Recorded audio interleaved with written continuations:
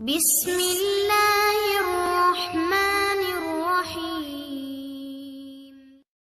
السلام علیکم ناظرین، کیسے ہیں آپ سب؟ ایف جی اسلامک وائس میں آپ کا خیر مقدم ہے۔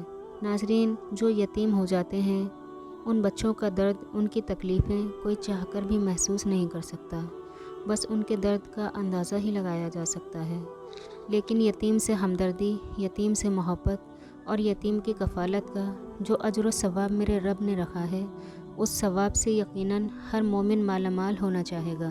نبی رحمت صلی اللہ تعالیٰ علیہ وسلم نے اپنی شہادت کی انگلی اور درمیانی انگلی دونوں کو ایک ساتھ ملا کر دکھایا اور فرمایا کہ جو شخص یتیم کی کفالت کرے گا، قیامت کے دن وہ شخص اور میں اس طرح قریب ہوں گے جس طرح میری یہ دو انگلیاں قریب ہیں۔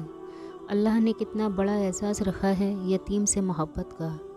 ایک دن حضور انور کی مجلس میں لوگ بیٹھے ہوئے تھے تو ایک غیر مسلم شخص حاضر ہوا اور کہنے لگا کہ حضور، میرا بیٹا گم ہو گیا ہے، صبح سے نہیں مل رہا، میں آپ سے دعاؤں کی گزارش کرنے آیا ہوں۔ میرے بیٹے کے غم میں میری بیوی کا بھی بہت خراب حال ہے اور میں بھی تڑپ رہا ہوں۔ اس سے پہلے کہ نبی کریم دعا کے لیے ہاتھ اٹھاتے، مجلس میں بیٹھے ہوئے ایک شخص نے کہا، حضور، میں نے فلاں باغ میں اس کے بیٹے کو بچوں کے ساتھ کھیلتے ہوئے دیکھا ہے۔ جب باپ نے سنا تو سنتے ہی اپنے بچے سے ملنے کو دوڑ پڑا۔ حضور انور نے فرمایا، اسے بلاؤ۔ اس شخص کو واپس بلایا گیا۔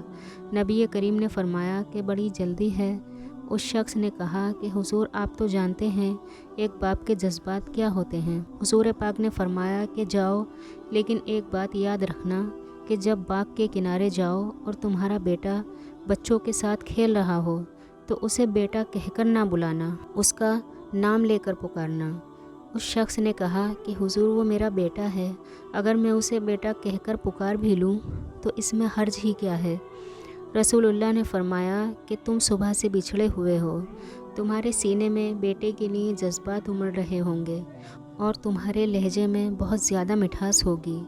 تم نہیں جانتے ہوگے، ہو سکتا ہے ان بچوں میں کوئی یتیم بچہ بھی کھیل رہا ہو، تو جب تم اپنے بیٹے کو مٹھاس بھرے لہجے میں بیٹا کہہ کر پکارو گے تو اس یتیم بچے کے دل پر شدید چوٹ لگے گی کہ کاش آج میرا باپ زندہ ہوتا اور وہ بھی مجھے بیٹا کہہ کر پکارتا۔ نبی کریم کی اس بات نے اس آدمی کو بہت متاثر کیا، اس بات نے اس کے دل پر بہت گہرا اثر کیا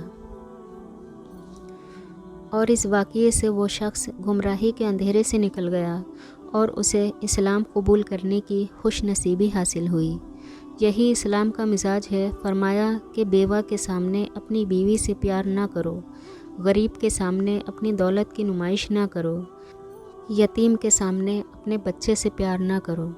نبی رحمت صلی اللہ تعالیٰ علیہ وسلم ایک مرتبہ عیدگاہ جا رہے تھے۔ راستے میں ایک یتیم بچہ کھڑا تھا۔ آپ نے فرمایا کہ بیٹے، تم یہاں کھڑے ہو؟ اس نے کہا کہ میرا باپ شہید ہو گیا اور ماں کا سایہ بھی سر پر نہیں ہے، لوگ اپنے اپنے گھروں میں ہیں، لیکن میں کس دہلیز پر جاؤں؟ حضور پاک نے اس یتیم کو سینے سے لگا لیا اور گھر لے گئے اور حضرت فاطمہ سے کہا کہ جیسے لباس حسن حسین کو پہنایا ہے ویسا ہی لباس اس کو بھی پہناؤ، اور اس کو کھانا کھلایا، اس کی بہت تکریم کی، اور آپ نے فرمایا کہ بیٹے، تو یہ پسند کرے گا کہ محمد تیرا باپ لگے اور عائشہ تیری ماں لگے اور فاطمہ تیری بڑی بہن لگے؟ اس یتیم نے کہا کہ اگر یہ اعزاز مل جائے تو مجھے اور کیا چاہیے؟ تو آپ نے فرمایا کہ یہ رشتے آج سے تیرے ہوئے۔ ایک انگلی سے حضور پاک نے حسنین کو تھام رکھا ہے اور ایک انگلی سے اس یتیم کو تھاما ہوا ہے۔ اس واقعے سے ہمیں عبرت حاصل کرنی چاہیے کہ یتیم کے ساتھ ہمیں کیسا برتاؤ کرنا چاہیے۔ معاملہ روٹی کا ہی نہیں، عزت کا ہے۔ یتیم پر خرچ کرنے سے زیادہ اس کی عزت کرو۔ لیکن آج ہمارا یہ حال ہے کہ کسی کو کمزور دیکھتے ہیں تو ہمارے قول سے، ہمارے نظریے سے اسے تکلیف ہوگی، اس بات کی ہمیں ذرا بھی پرواہ نہیں ہوتی۔ حضور پاک نے فرمایا کہ جب یتیم کے دل سے بددعا نکلتی ہے تو اللہ کا عرش کانپ اٹھتا ہے۔ اللہ پاک کہتا ہے کہ کون ہے جس نے اس یتیم کو رلایا ہے؟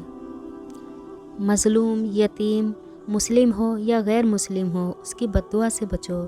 اللہ اور اس کی بددعا کے درمیان کوئی نہیں ہوتا۔ اور آج ہمارا یہ حال ہے کہ ہم مدد بھی کرتے ہیں تو ان کی جہاں ہمارا نام ہو اور ہمارا دنیاوی رتبہ بلند ہو جائے، اور یتیم بچے اور یتیم لاچار بیٹیاں راہ تکتی رہ جاتی ہیں کہ کوئی ہمیں بھی عزت کی نگاہ سے دیکھے، کوئی ہم سے بھی پیار کے تو بول بولے، کسی کو ہماری بھی فکر ہو کہ ہمیں کس چیز سے خوشی ہوتی ہے، کسی کو ہماری بھی فکر ہو کہ ہمیں کیا چیز تکلیف پہنچاتی ہے، ہمیں کون سا رویہ اذیت دیتا ہے۔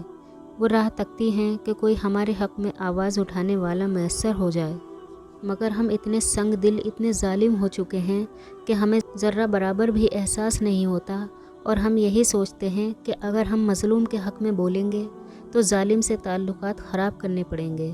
اگر ہم ایسے ہیں تو ہمیں فکر کرنے کی ضرورت ہے کہ ہم کہاں کھڑے ہیں، ہم دین کے تقاضوں کو کس طرح پامال کر رہے ہیں۔ میرا رب ہمیں یتیم سے، مظلوم سے وہ محبت، وہ جذبہ نصیب فرمائے جو کہ ہماری نجات کا ذریعہ بن جائے۔ میرا رب ہمیں دکھاوے والی نیکی کرنے سے بچائے اور حق پر ثابت قدم رکھے، آمین۔ تو آج کے لیے بس اتنا ہی، انشاءاللہ اگلی ویڈیو میں پھر حاضر خدمت ہوں گے۔ اللہ حافظ۔ چینل کو سبسکرائب کریں، ویڈیو کو لائک اور شیئر کرنا نہ بھولیں۔